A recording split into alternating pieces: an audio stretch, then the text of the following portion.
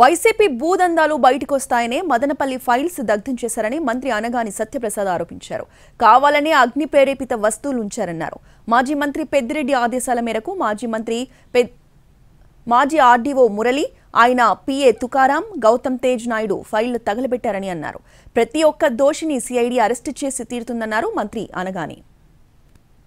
ప్రాంతంలో ఏదైతే జరిగిందో అధ్యక్ష, అగ్ని ప్రమాదం అధ్యక్ష, తర్వాత అధ్యక్ష మా నాయకులందరూ కూడా అక్కడికి వెళ్ళటం, డీజీపీ గారు అవ్వచ్చు, మా స్పెషల్ సిఎస్ గారు అవ్వచ్చు, అక్కడికి వెళ్ళిన తర్వాత తేల్చేది క్లియర్గా ఘటన జరగడానికి ఎట్టి పరిస్థితుల్లో కూడా మన ఎలక్ట్రిక్ షార్ట్ సర్క్యూట్ అనేది జరగలేదు.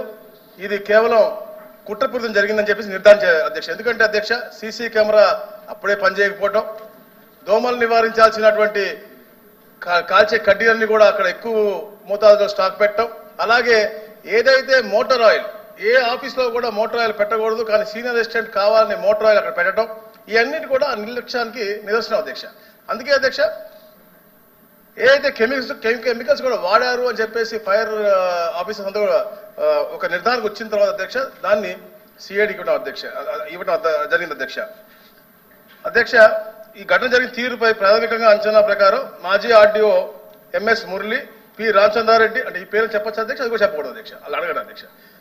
పిఏ తుకారాం ఆదేశాల మేరకు గౌతమ్ తేజ్ నాయుడు ఫైలు దహనం చేశారని చెప్పేసి తేలింది అధ్యక్ష. వీరంతా